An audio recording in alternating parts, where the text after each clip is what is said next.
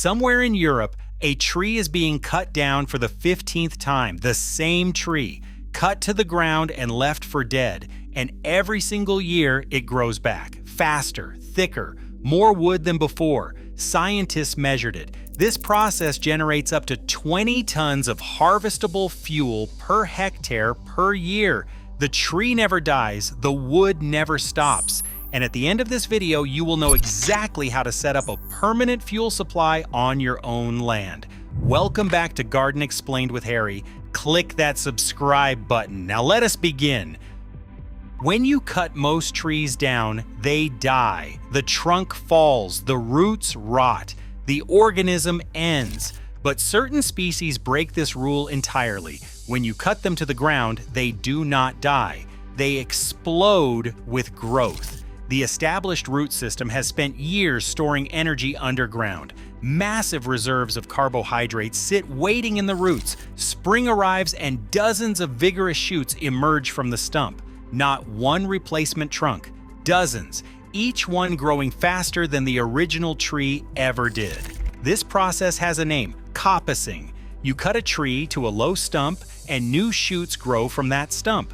These living stumps are called stools. The shoots grow for a few years. You harvest them. The cycle begins again. And here is where it gets strange. This cutting does not weaken the tree. It extends its life dramatically. Normal trees live their natural lifespan and die. Coppiced trees can live for over 1,000 years. Each harvest resets the biological clock. Some coppiced stools in British woodlands measure over 5 meters across. They have been continuously harvested for centuries. The same organism producing wood generation after generation. Your great-great-great-grandchildren could harvest the same tree you plant this spring.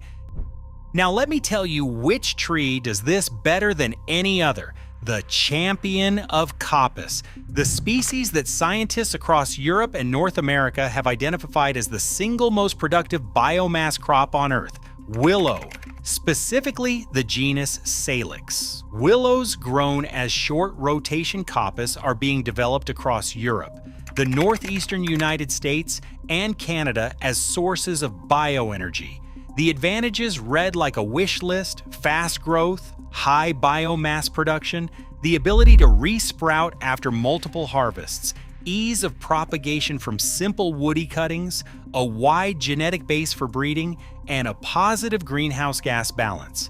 You stick a willow cutting in moist ground and it roots. You cut it down and it grows back stronger. You do this for decades and it never stops producing. Researchers at Rothamsted Research in the United Kingdom ran multi-site trials across the country.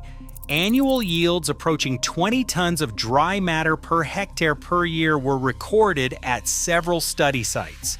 20 tons per hectare per year, and this was not a one-time result. Scientists in Quebec, Canada, published findings in the Canadian Journal of Forest Research in 2023.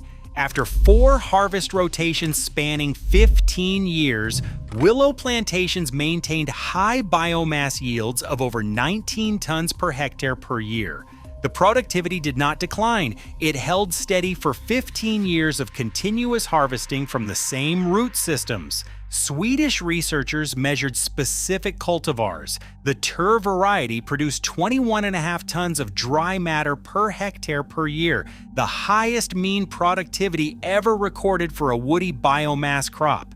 Now consider the energy mathematics. Multiple studies confirm that willow coppice will yield at minimum 14 times more energy than is required in its production. Some analyses show ratios as high as 30-1. You invest 1 unit of energy in planting, maintaining, and harvesting. You get 30 units of energy back. Compare this to the complex supply chains of fossil fuels or to the manufacturing intensity of solar panels. This is passive production from established root systems that require minimal inputs after the first few years, and the production lifespan stretches across decades. A properly managed plantation can be harvested repeatedly for 20 to 30 years before replanting becomes necessary. Some coppice systems have operated continuously for centuries. The infrastructure you establish this year becomes permanent energy infrastructure for generations. This is not a new discovery. This is ancient knowledge that modern society forgot. The earliest evidence of coppicing in Britain comes from wattle trackways found in the Somerset Levels. Archaeologists dated these wooden structures to 4,500 years before the Common Era. 6,500 years ago, humans were already managing trees through coppicing. They understood that cutting stimulated growth. They understood that managed woodlands produced more usable wood than wild forests. This knowledge predates written history. In medieval Europe, coppicing became the dominant woodland management system. From 1200 to 1800, the technique prioritized production of small wood over large timber. According to the ecological historian Oliver Rackham, much of the economic value of a medieval woodland came from this small wood rather than from large timber trees. The coppiced poles provided firewood. They provided charcoal for metalworking. They provided materials for basketry, fencing, tool handles, and construction. Entire economies ran on coppiced wood. Certain species responded especially well to systematic cutting: ash, elder, oak, hazel, lime, hornbeam, and above all, willow. Medieval villages maintained coppiced woodlands the way modern communities maintain electrical grids. The woodland was infrastructure, permanent, productive, essential infrastructure that required management but never required replanting. Coal arrived. Between 1500 and 1660, Britain's basic fuel supply began to shift. Wood started to fail as population grew and forests shrank. Coal emerged as the replacement. Compared to wood fuels, coal yielded higher energy per unit mass and could be obtained from concentrated deposits. The transition accelerated through the Industrial Revolution. By the mid-19th century, coal had replaced charcoal as the primary industrial fuel. The coppiced woodlands that had been carefully managed for centuries fell into neglect.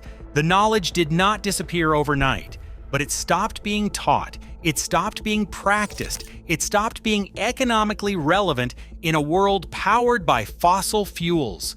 The coppice cycle in Central Europe changed from 7 years in medieval times to 30 or 40 years by the 20th century. Then it virtually disappeared. By the second half of the 20th century, coppicing had vanished from most of Europe. 6,000 years of accumulated knowledge gone in a few generations. But Sweden remembered.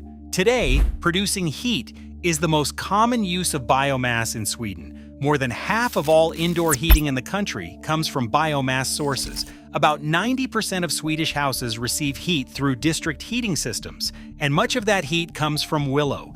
The city of Enkoping in Sweden became a proving ground for what is possible. In 1994, the municipality established a combined heat and power plant based entirely on biofuels. No coal, no natural gas, locally grown willow coppice feeding the furnaces. The municipality manages about 80 hectares of willow plantations that supply the district heating plant. But the system does double duty. These same plantations serve as a green filter for water treatment. Municipal wastewater flows through the willow fields. The trees absorb the nutrients. The water emerges cleaner. The willows grow faster from the fertilization. One system solving two problems simultaneously. After the plant expanded in 1994, farmers throughout the region began planting willow. Most new plantations were established within 30 kilometers of the facility, a distributed network of energy producers feeding a centralized conversion facility. The model works. It has worked for 3 decades. Sweden identified this transition to bioenergy as one of its primary strategies to mitigate climate change. Willow coppice sequesters carbon in its expanding root systems while providing carbon-neutral fuel for heating. The math works, the infrastructure exists, the technology is proven. So why do most people in North America and much of Europe have no idea this exists? The answer is not conspiracy. The answer is structure. Coal won the 19th century not because it was superior in every way.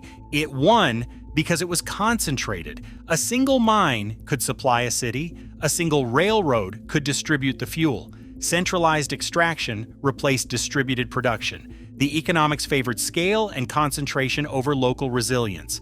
Modern energy systems inherited this structure. Power plants, pipelines, transmission grids, Everything flows from central sources to distributed consumers. The entire infrastructure assumes you will buy energy from someone else. Coppice inverts this model. Every landowner becomes a potential energy producer. Every rural property could maintain its own fuel supply. No one profits from selling you something you can grow yourself. No quarterly earnings improve when a farmer becomes energy independent. The funding flows elsewhere. The research follows the funding. The knowledge gaps persist.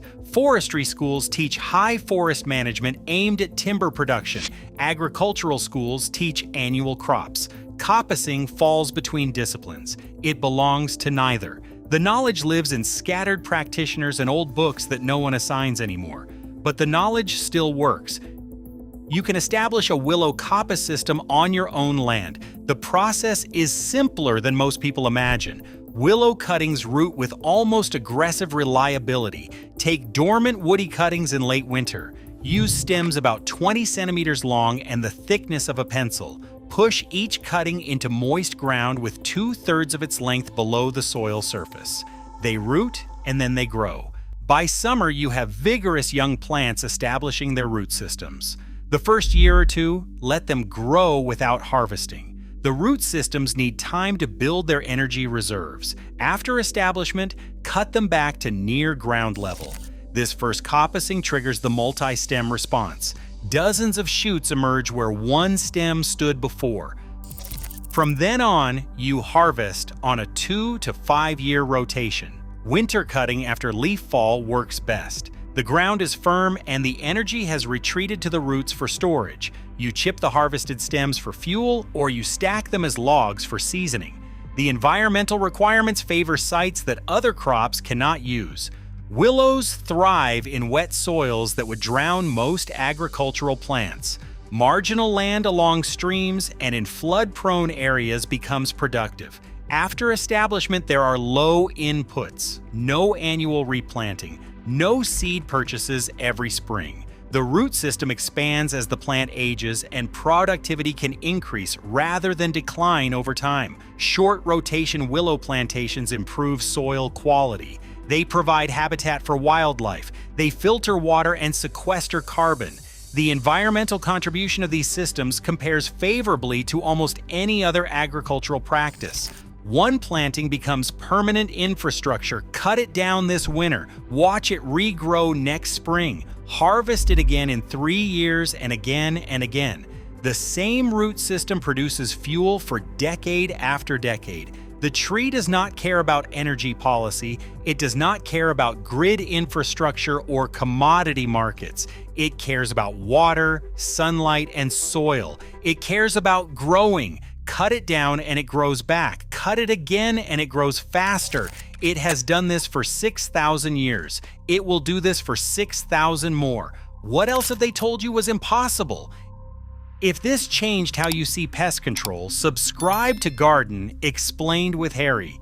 The next video goes even deeper.